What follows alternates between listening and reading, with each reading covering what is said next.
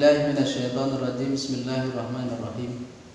Alhamdulillahirabbil alamin wassalatu wassalamu ala asyrafil anbiya wal mursalin sayyidina wa maulana Muhammadin wa ala alihi wa ashabihi ajmain. Rabbi shrah li sadri wa yassir li amri wa hlul 'uqdatam min lisani yafqahu qawli. Hadirin pemirsa Mutiara Hikmah Ramadan rahimakumullah. Masyarakat muslim di Indonesia biasa memperingati nuzulul Quran pada malam 17 Ramadan. Marilah kita sama-sama kita ketahui, kita pelajari bersama tentang makna, hikmah dan berbagai hal yang berkaitan dengan nuzulul Quran. Nuzulul Quran adalah bermakna turunnya Al-Quran. Dalam proses penurunan Al-Quran menurut jumhurul ulama ada 3 pendapat. Akan tapi yang paling masyhur, yang paling rajih adalah pendapat yang mengatakan bahwa turunnya Al-Quran melalui 2 tahap. Yang pertama, nuzulul Quran jumlatan wahidah, turunnya Al-Quran secara keseluruhan, sekali turun. Ini adalah turun Al-Quran dari Lauhul Mahfuz ke Baitul Izzah. Adapun tahap kedua adalah turun Al-Quran dari Baitul Izzah ke Nabi Muhammad SAW melalui perantara malaikat Jibril, yang mana ini biasa kita dengar dengan istilah munajjamah, ataupun turun secara berangsur-angsur selama lebih kurang 23 tahun. Tentunya dalam turunnya Al-Quran secara 2 tahap ini mempunyai hikmahnya, mempunyai keistimewaannya.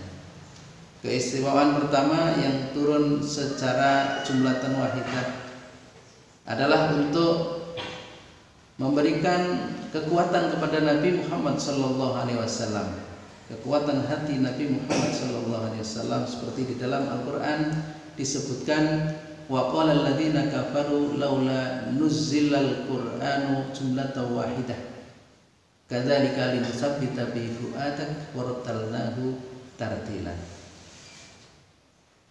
Hikmah kedua adalah bahwa kitab-kitab sebelum Al-Quran itu juga diturunkan secara jumlatan wahidah, maka Al-Quran juga diturunkan secara jumlatan wahidah. Tetapi Al-Quran mempunyai keistimewaan lain yang membedakan antara Al-Quran dengan kitab-kitab suci yang lain, yaitu bahwa Al-Quran diturunkan juga secara munajaman, secara berangsur-angsur, yang mana dalam hikmah Al-Quran diturunkan secara berangsur-angsur ini sekurang-kurangnya terdapat 3 hikmah. Hikmah pertama adalah memudahkan para sahabat dalam menghafal dan memahami ayat-ayat Al-Quran.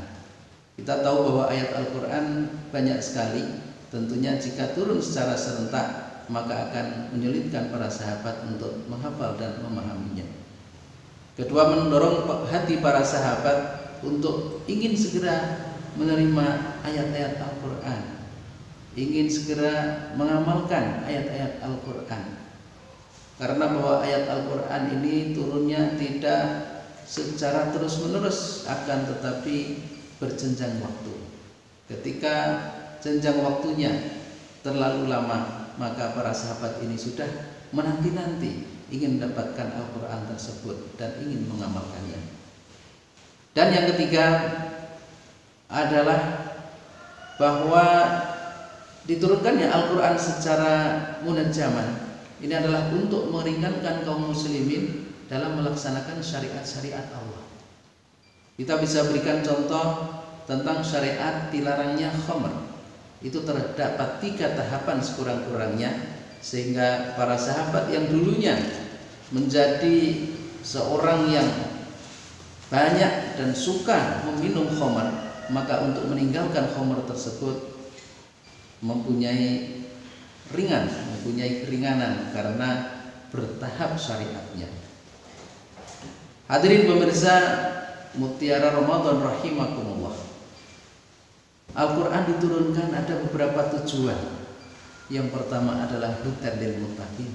Seperti di dalam Al-Quran dinyatakan syahrul Ramadan alladzi unzila fihil Quran hudan linnas. Tentunya Al-Quran diturunkan sebagai petunjuk bagi manusia, maka seharusnya kita sebagai orang muslim harus bisa mendapatkan petunjuk-petunjuk Al-Quran itu. Dan bagaimana untuk kita mendapatkan petunjuk Al-Quran? Tentunya dengan cara membaca, mempelajari tafsirnya, mempelajari pendapat-pendapat ulama tentang ayat-ayat Al-Quran tersebut. Selain sebagai petunjuk, Al-Quran juga sebagai pedoman bagi kehidupan umat Islam.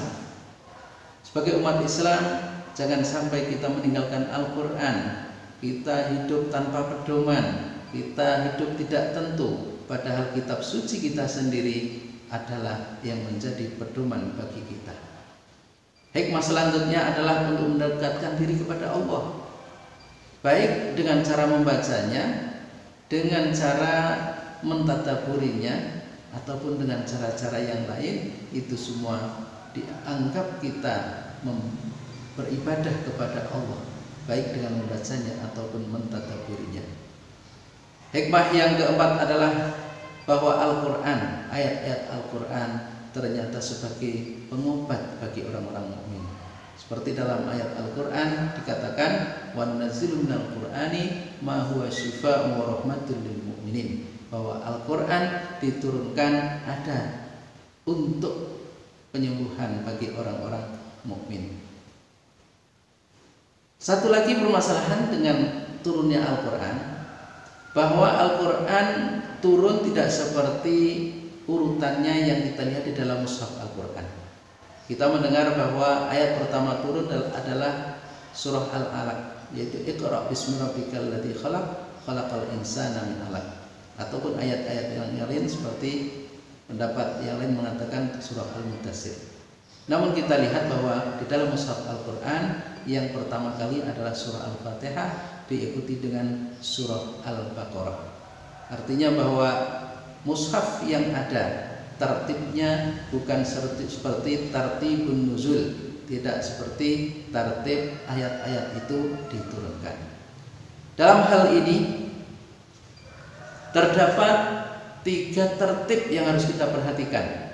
Pertama adalah tertibul kalimat, urutan-urutan kalimat. Yang kedua tartibul ayat.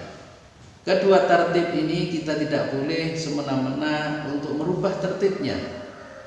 Contohnya seperti kita ketika mengucapkan alhamdulillahirabbil alamin, kita harus mengatakan alhamdulillahirabbil alamin.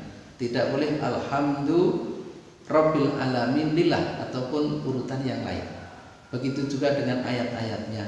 Ketika kita membaca surah Al-Fatihah, tidak boleh ketika kita membaca bismillahirrahmanirrahim langsung maliki yaumiddin kemudian balik lagi ke alhamdulillahirabbil alamin. Untuk tartibul kalimah dengan tartibus surah itu wajib mengikuti yang ada di dalam Al-Quran, karena itu bersifat tauqifi, yaitu yang sudah ditentukan oleh Allah Subhanahu wa taala. Berbeda dengan tartibus suwar.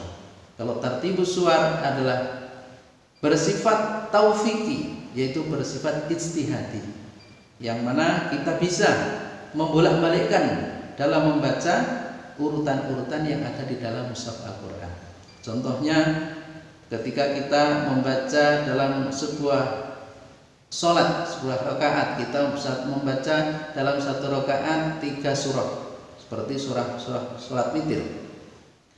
Jika seorang imam itu membaca pertama Qul, kedua An-Nas, ketiga Al-Falaq, maka itu tidak membatalkan sholatnya. Begitu juga ketika seorang imam itu membaca An-Nas dulu, kemudian Falaq, kemudian Al-Ikhlas, maka juga tidak dikategorikan dalam bacaan yang salah. Oleh sebab itu, jika kita menemukan bacaan-bacaan yang tidak sesuai urutan surahnya, maka kita tidak perlu membaca tasbih untuk mengingatkan iman. Demikian yang dapat kami sampaikan dalam rangka memperingati nuzulul Quran ini. Semoga kita benar-benar mendapat hidayah dari Allah Subhanahu wa taala, mendapat petunjuknya dan mendapat rahmat dari Allah Subhanahu wa taala dengan mempelajari, membaca dan mentadabburi Al-Qur'an. Wallahu muwaffiq ila aqwamit thoriq. Wassalamualaikum warahmatullahi wabarakatuh.